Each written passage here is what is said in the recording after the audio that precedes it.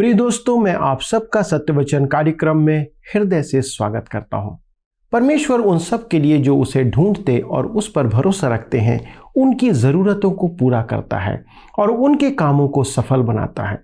दाऊद राजा इस बात को अपने जीवन में भली भांति अनुभव करता है। इसलिए भजन संहिता 37 उसके 4 और 5 पद में इस प्रकार कहता है, परमेश्वर को अपने सुख का मूल जान और वह तेरे मनोरथों को पूरा करेगा। अपने मार्ग की चिंता यहोवा परमेश्वर पर छोड़ और उस पर भरोसा रख, वही पूरा करेगा। संसार में अधिकतर लोग यही कहते हैं कि हम तो सब बातों में ईश्वर पर ही भरोसा रखते हैं, लेकिन फिर भी हमारे जीवन में कोई अंतर नहीं दिखाई देता। मित्रों, परमेश्वर पर भरोसा रखने का मतलब है उसके मार्गों पर चलना और उसके वचन में बताई गई रीति के अनुसार जीवन व्यतीत करना। हम उसके कहे गए वचन के अनुसार तब तक नहीं चल सकते जब तक वह उसके वचन का हम अध्ययन नहीं करते। परमेश्वर के वचन का अध्ययन करने के द्वारा हम प्रकट करते हैं कि हम उस पर भरोसा रखते हैं और वह हमारे जीवन का मूल है। सत्यवचन कार्यक्रम में हम निरंतर आपकी मदद कर रहे हैं कि बाइबल का सिलसिलेवार अध्ययन के द्वारा आप परमेश्वर की विधियों को जानें, ताकि उसके अनुरूप जीवन व्यतीत करते हुए आप उसके जीवन से आशीषों को प्राप्त कर सकें और उसे आपको आशीष देने का मौका मिले, क्योंकि परमेश्वर बाइबल के माध्यम से अपनी बातों को मनुष्यों के लिए प्रकट करता है। इस अध्ययन माला में इन दिनों हम प्रेरितों के काम नामक पुस्तक का अध्ययन कर रहे हैं कि कैसे परमेश्वर का वचन फैलते हुए हम तक पहुंचा। आइए हम इस अध्ययन को जारी रखें कि परमेश्वर की वचन की सत्यता या सच्चाई हम पर निरंतर प्रकट होती चली जाए और उस अनंत योजना का हम हिस्सा बने रहें। आइए हम अपने अध्ययन को आरंभ करें। मित्रों, आज हम अपने अध्ययन को अध्याय 19 से आरंभ करेंगे। अध्याय 19 पौलुस की तीसरी प्रचार यात्रा, इफिसुस में पौलुस। अध्याय 18 के पद 23 से प्रकट है कि पौलुस शीघ्र ही तीसरी प्रचार यात्रा पर निकल पड़ा था। इस अध्याय में वह अपनी पहली और दूसरी प्रचार यात्रा के समय स्थापित कलीसियाओं से भेंट करता हुआ इफिसुस में आया। इफिसुस में वह 2 वर्ष तुरन्नुस के कलीसिया में प्रवचन करता रहा। पौलुस के आश्चर्य कर्मों के कारण देमेत्रियुस नाम एक सुनार और उसके कर्मियों ने उसका विरोध किया। उनका विरोध नगर के हाकिम ने यह कहकर दबा दिया कि वे न्यायालय की शरण लें, न कि हिंसा अपनाएं। आइए हम देखेंगे इफिसुस में पौलुस की सेवा। प्रेरितों के काम 19 अध्याय उसके 1 और 2 पद में लिखा है, जब अपुल्लोस कुरिन्थियुस में था तो पौलुस ऊपर के सारे प्रदेश से होकर इफिसुस में आया। वहां कुछ चेलों को देखकर उनसे कहा, क्या तुमने विश्वास करते समय पवित्र आत्मा पाया? उन्होंने उससे कहा, हमने तो पवित्र आत्मा की चर्चा भी नहीं सुनी। मित्रों, आपको स्मरण होगा कि पौलुस जब अपनी दूसरी यात्रा से लौट रहा था तब वह इफिसुस गया था, परंतु उसे सेवा का समय नहीं मिला था। उसने उनसे कहा था कि यदि प्रभु ने चाहा तो वह शीघ्र ही उनसे भेंट करेगा। अब वह इफिसुस आया, परंतु उससे पहले वहां महान प्रचारक अपोलोस पहुंच चुका था। आपको स्मरण होगा कि अपोलोस को यीशु की मृत्यु और पुनरुत्थान के बारे में कुछ नहीं पता था। जब तक अक्विला और प्रिस्किला ने उसे जानकारी न दी तो वह केवल यूहन्ना के बपतिस्मे का ही प्रचार करता था, क्योंकि उसका ज्ञान वहीं तक सीमित था। उसके प्रचार का परिणाम यह हुआ कि इफिसुस के विश्वासी केवल यूहन्ना के बपतिस्मे तक ही समझ पाए थे और उन्हें पवित्र आत्मा के बपतिस्मे के बारे में कुछ पता नहीं था। पौलुस को इसका पता चल गया था। पौलुस ने उनसे पूछा, क्या तुमने विश्वास करते समय पवित्र आत्मा पाया? उन्होंने कहा, हमने तो पवित्र आत्मा की चर्चा भी नहीं सुनी।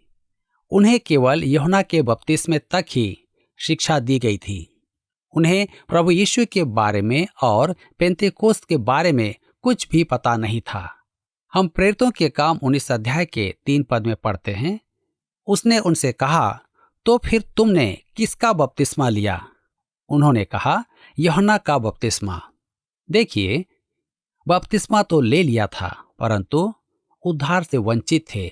क्योंकि उनका उद्धार नहीं हुआ था, अतः उन्होंने पवित्र आत्मा नहीं पाया था। मेरे मित्रों, प्रभु यीशु मसीह में विश्वास करते ही आप पवित्र आत्मा द्वारा नया जीवन पाते हैं और आप पवित्र आत्मा द्वारा विश्वासियों के समूह में बपतिस्मा पाते हैं। ज्यों ही आप मसीह यीशु में विश्वास करते हैं, त्यों ही यह हो जाता है। पौलुस समझ गया था कि उनके साथ ऐसा नहीं हुआ है। अब पौलुस ने उन्हें समझाया कि उन्हें उद्धार पाने के लिए प्रभु यीशु मसीह में विश्वास करना है। उन्होंने पौलुस की बात मानी और विश्वास किया। प्रेरितों के काम 19 अध्याय उसके 4 और 5 पद में लिखा है, पौलुस ने कहा, यूहन्ना ने यह कहकर मन फिराव का बपतिस्मा दिया कि जो मेरे बाद आने वाला है उस पर अर्थात यीशु पर विश्वास करना। यह सुनकर उन्होंने प्रभु यीशु के नाम में बपतिस्मा लिया। यूहन्ना का बपतिस्मा मन फिराव का बपतिस्मा था, अर्थात मसीह के आगमन की तैयारी थी।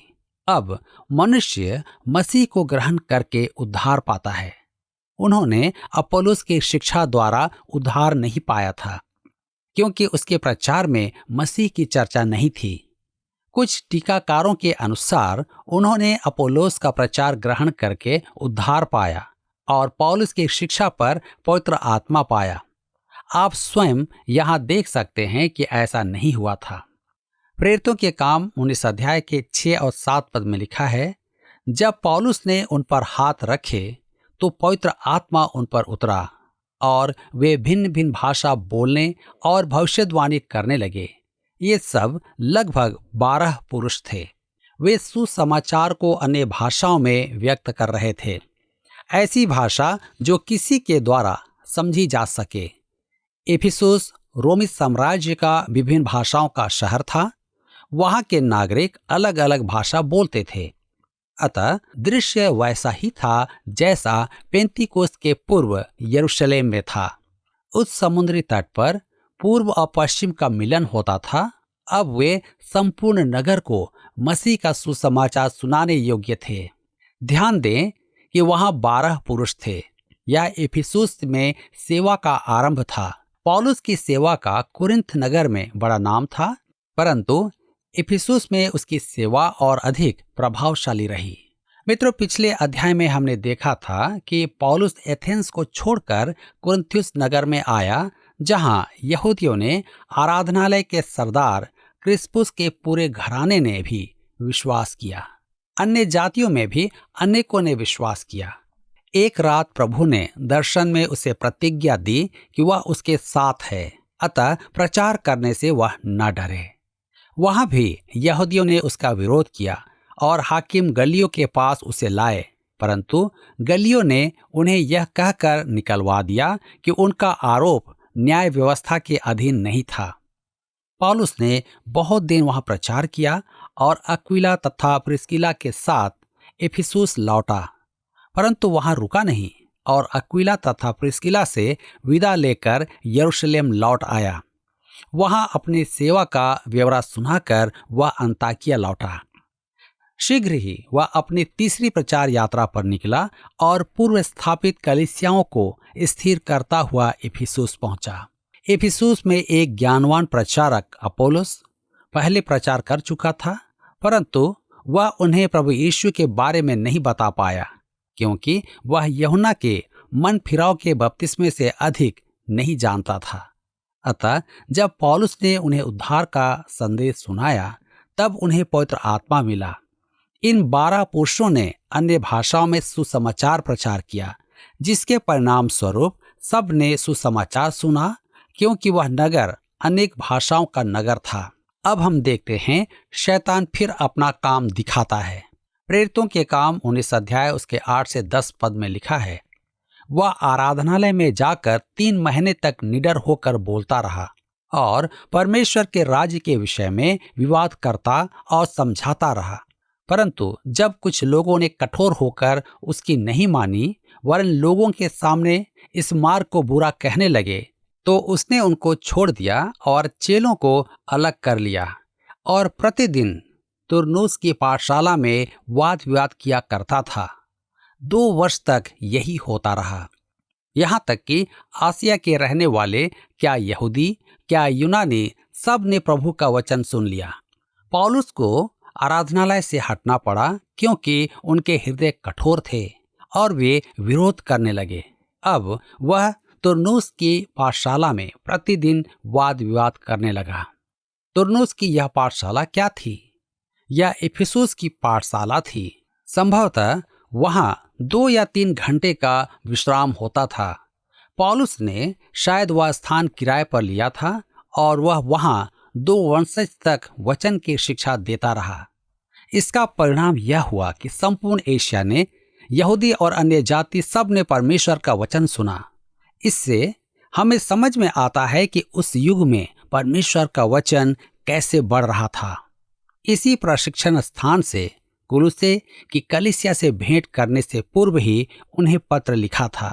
ऐसा कैसे संभव था? सीधी सी बात है कि तुरन्नुस की पाठशाला से सुसमाचार चारों दिशा में फैला। जब कुरिन्थियुस के विश्वासियों ने पौलुस को आमंत्रित किया, तब उसने उन्हें लिखा, पहला कुरिन्थियों की पत्री 16 अध्याय उसके 7 से 9 पद में, क्योंकि मैं अब मार्ग में तुमसे भेंट करना नहीं चाहता, परंतु मुझे आशा है कि यदि प्रभु चाहे तो कुछ समय तक तुम्हारे साथ रहूंगा, परंतु मैं पेंतीकोस्त तक इफिसुस में रहूंगा, क्योंकि मेरे लिए वहां एक बड़ा और उपयोगी द्वार खुला है और विरोधी बहुत से हैं। 2 वर्ष तक सुसमाचार का प्रसारण हुआ और एशिया प्रदेश के प्रत्येक जन ने सुना। संभवतः एशिया माइनर की 7 कलीसियाएं इफिसुस में किए गए प्रचार का ही फल थीं। यह स्थान संभवतः उसकी प्रभावी सेवा का स्थान था। प्रेरितों के काम 19 अध्याय उसके 11 पद में लिखा है, परमेश्वर पौलुस के हाथों से सामर्थ के अनोखे काम दिखाता था। सामर्थ के अनोखे काम अर्थात परमेश्वर ने पौलुस के हाथों विशेष सामर्थ का प्रदर्शन किया। वह प्रेरित के वरदानों का अभ्यास कर रहा था। यह स्थान एथेंस या अन्य किसी स्थान से बढ़कर धार्मिक केंद्र था। यहाँ डायना का मंदिर था और वहाँ शैतान की उपासना गहराइयों तक पहुंची हुई थी। ऐसे विरोध का सामना करने के लिए परमेश्वर ने पौलुस को विशेष सामर्थ से परिपूर्ण किया था।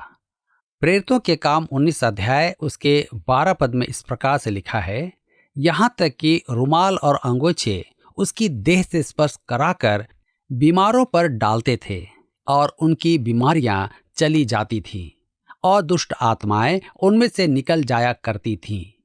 ये रुमाल और अंगोछे क्या थे? पौलुस काम करते समय उनसे पसीना पोंछता था।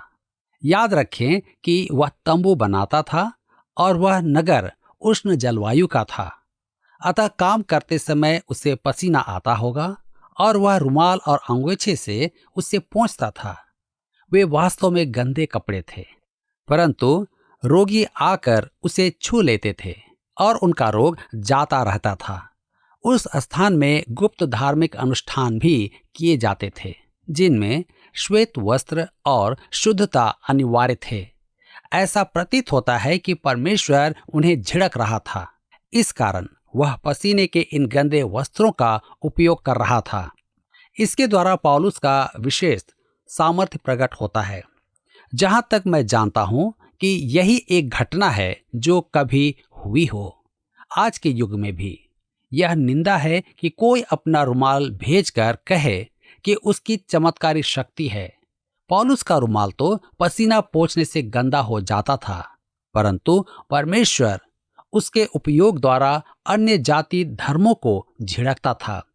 इन पसीनों के गंदे वस्त्रों के स्पर्श से वे रोग मुक्त और दुष्ट आत्मा से मुक्त हो जाते थे।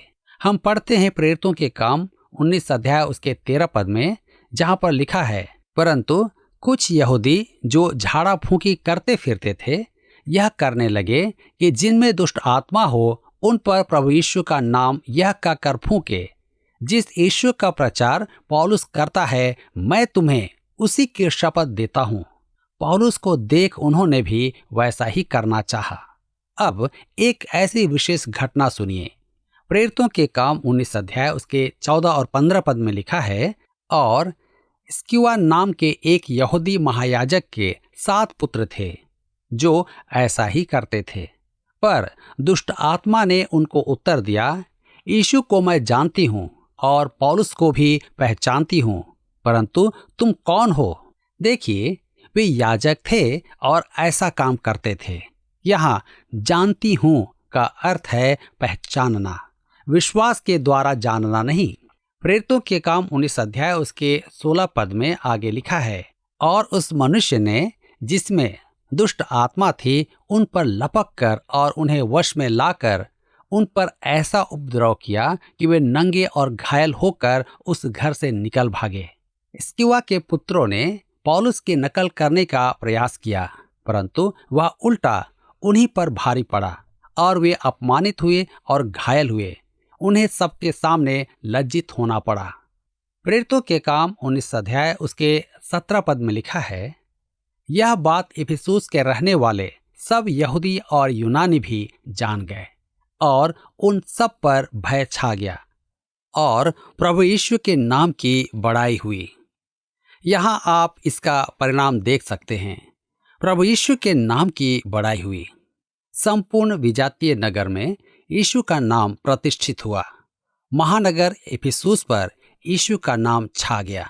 पौलुस और अन्य प्रेरितों द्वारा किए गए सामर्थ के काम ऐसे नहीं थे जैसे आज किए जाते हैं।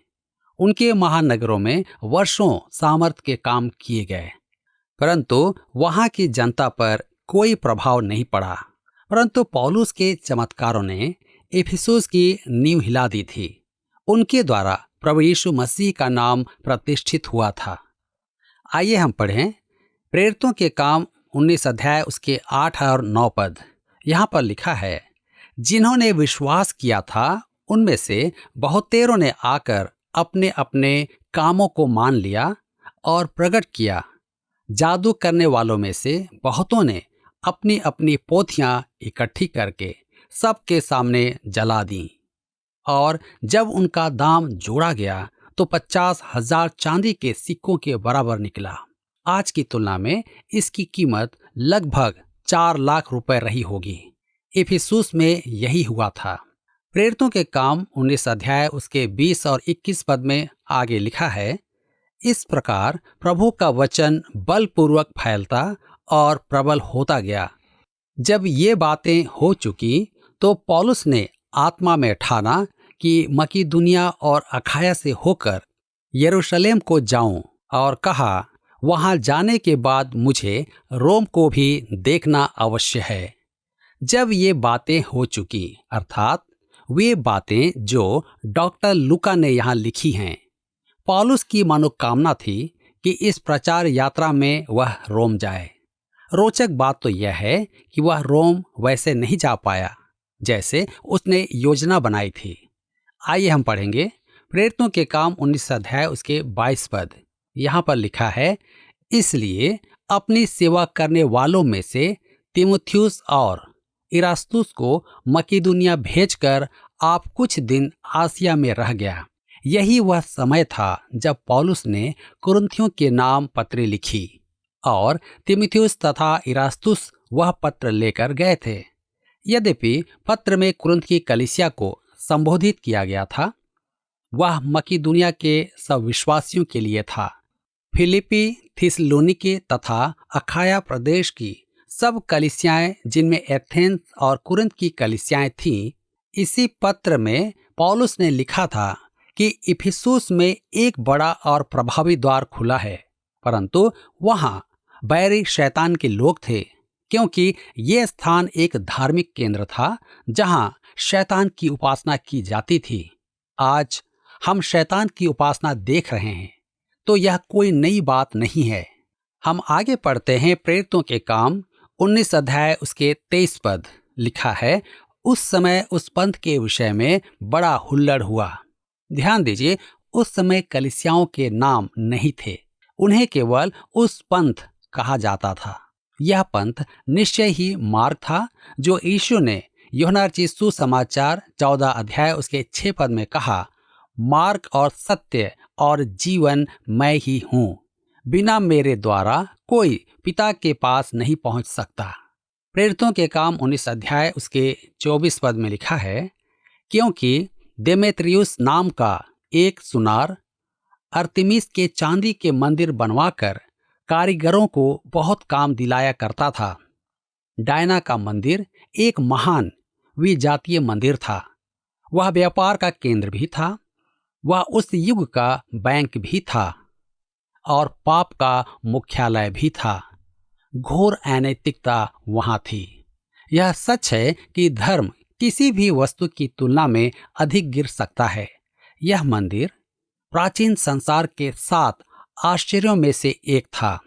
सबसे विशाल यूनानी मंदिर। वह अति सुंदर एवं कलाकृतियों से सुसज्जित था, परंतु डायना या अर्तिमिस की मूर्ति अत्यधिक घृणित थी। यह यूनानियों की मर्यादा वाली डायना की मूर्ति नहीं थी। यह अनेक वक्ष वाली पूर्व की डायना थी। पौलुस का प्रचार उनके मूर्तियों के व्यापार के लिए बाधा का कारण सिद्ध हो रहा था। इसलिए हम आगे पढ़ेंगे।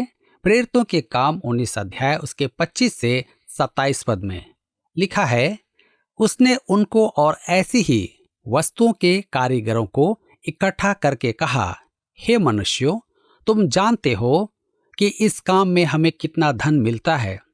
तुम देखते और सुनते हो कि केवल इफिसुस ही में नहीं वरन प्रायः सारे आसिया में यह कहकर इस पौलुस ने बहुत से लोगों को समझाया और भरमाया भी है कि जो हाथ की कारीगरी हैं वे ईश्वर नहीं। इससे अब केवल इसी बात का ही डर नहीं है कि हमारे इस धंधे की प्रतिष्ठा जाती रहेगी, वरन यह कि महान देवी अर्तिमिस का मंदिर तुच्छ समझा जाएगा और जिसे सारा आसिया और जगत पूजता है उसका महत्व भी जाता रहेगा। देमेत्रियुस द्वारा आयोजित सुनारों के विरुद्ध प्रदर्शन का मुख्य कारण था रोजी रोटी। वे डायना की मूर्तियां बनाकर बेचते थे जिसमें उन्हें बहुत पैसा मिलता था। वहां अनेक लोग आते थे क्योंकि वह प्राचीन संसार के 7 आश्चर्यों में से एक था। वे मूर्तियां बेचकर धनवान बन रहे थे। आप किसी की आह बिना उसकी जेब पर हाथ नहीं लगा सकते। डायना की उपासना संपूर्ण एशिया में व्यापार थी। इफिसुस व्यापार, धर्म और उपासना का केंद्र था। वह पूर्व और पश्चिम के समागम का केंद्र स्थल था। दोनों दिशाओं की दुष्टता इफिसुस पहुंचती थी। प्रेरितों के काम 19 अध्याय उसके 28 पद में आगे लिखा हुआ है, वे यह सुनकर क्रोध से भर गए और चिल्ला चिल्ला कर कहने लगे, इफिसियों की अर्तिमिस महान है। ध्यान दीजिए, उन्होंने नगर में जुलूस निकाला और नारे लगाए, इफिसियों की अर्तिमिस महान है। तब हम पढ़ते हैं प्रेरितों के काम 19 अध्याय उसके 29 और 30 पद लिखा है, और सारे नगर में बड़ा कोलाहल मच गया और लोगों ने मकीदुनियावासी गयुस और अरिस्तर्खुस को, जो पौलुस के संगी यात्री थे, पकड़ लिया और एक साथ रंगशाला में दौड़ गए।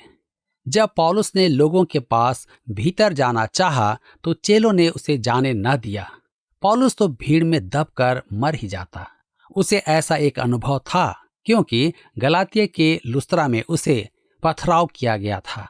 अब हम पढ़ेंगे प्रेरितों के काम 19 अध्याय उसके 31 पद। यहाँ पर इस प्रकार से लिखा हुआ है, आसिया के हाकिमों में से भी उसके कई मित्रों ने उसके पास कहला भेजा और विनती की कि रंगशाला में जाकर जोखिम न उठाना। यह एक जुलूस था। आसिया के हाकिमों अर्थात राजनीतिक और धार्मिक अगुए, उन्होंने पौलुस को रोका कि वह उस भीड़ को संबोधित न करे। उन्होंने कहा कि उस भीड़ में प्रवेश करना किसी लाभ का नहीं वरन मूर्खता ही होगी।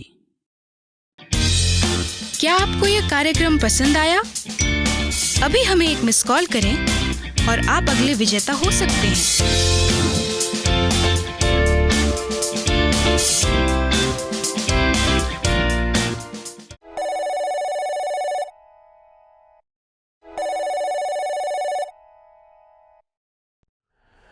मित्रों, आज के अध्ययन के आरंभ में हमने देखा कि आरंभिक कलीसिया में ऐसे लोग भी थे जो यीशु मसीह पर विश्वास करते तो थे, लेकिन अधूरे ज्ञान के कारण उद्धार का मूल संदेश उन्होंने नहीं जाना था और उसके कारण पवित्र आत्मा का दान उन्हें नहीं मिला था, क्योंकि उन्हें सिखाने वाला भी परमेश्वर के वचन को पूर्ण रीति से नहीं जानता था। ये परमेश्वर के वचन की ज्ञान की कमी के कारण से था। ये झूठे शिक्षक नहीं थे। आज भी मसीही समाज में इस प्रकार के अधूरे ज्ञान की शिक्षा के कारण कलीसिया के भाई बहन उचित शिक्षा से वंचित है। आज परमेश्वर का प्रकाशन बाइबल के रूप में पूरा हो चुका है, इसलिए शिक्षा देने वाले सही शिक्षा देने में परिश्रम या प्रयास करें। सत्यवचन बाइबल की उचित ज्ञान देने का ही प्रयास करता है, इसलिए आप निरंतर इस क्रमबद्ध अध्ययन में जुड़े रहें। परमेश्वर इस सत्य वचन को अपने अनुयायियों के द्वारा ही संसार में ले जाता है ताकि विश्वासी अपने विश्वास की गवाही संसार को दें। लेकिन हमने देखा कि सुसमाचार प्रचार का ये कार्य कभी भी सरल नहीं था। वचन हम तक तमाम विरोधों का सामना करते हुए आया है। आज भी उपद्रवों का होना या विरोधों का होना स्वाभाविक नहीं है, लेकिन जिस प्रकार विश्वासी पौलुस की सहायता करते हैं, उसी प्रकार हमें भी वचन सुनाने वालों को संकट के समय सहायता करना है, उनके साथ खड़े होना है, ताकि हम उन्हें परमेश्वर के कार्य को करने में उनके साथ सहभागी हो सकें। आइए प्रार्थना करें कि परमेश्वर इस प्रकार करने में हमारी सहायता करे। हमारे स्वर्गीय पिता, हम धन्यवाद देते हैं कि आपने इस संसार में न केवल हमें रखा परंतु हमारे उद्धार के लिए ये तैयार किया और हमें इस ज्ञान में परिपूर्ण किया और हमारा उद्धार किया। पिता, जब आपने अपने वचन से हमें परिपूर्ण किया है, अपने उद्धार में अनुभव में दिया है, तो परमेश्वर पिता हमारी प्रार्थना है कि आप हम पर अनुग्रह करें कि जो सेवा आपने हमें दिया है हम उस सेवा में आगे बढ़ें। यदि आपने हमें वचन प्रचार का ज्ञान दिया है तो हम उस काम को करें। यदि वचन की शिक्षा का ज्ञान दिया है तो उसको करें। यदि आपने प्रार्थना करने का हमें ये ज्ञान दिया है तो हम प्रार्थना करने में लगे रहें, ताकि इस प्रकार की सेवा करते हुए प्रभु आपके राज्य की बढ़ती में हम सहयोग करें। उन लोगों के लिए प्रार्थना करने की आत्मा दें जो कि पिता आपके वचन से दूर हैं या जो आपकी सेवा में लगे हुए हैं, ताकि वे इन प्रार्थनाओं के माध्यम से बल और सामर्थ पाएं। हमारे जीवन को आपके हाथों में रखते हुए इस विनती को यीशु के नाम से मांगते हैं, आमीन। मित्रों, आज का कार्यक्रम आपको कैसा लगा, इस बात को आप एक मिस कॉल देकर हमें बता सकते हैं। आशा है भला लगा होगा।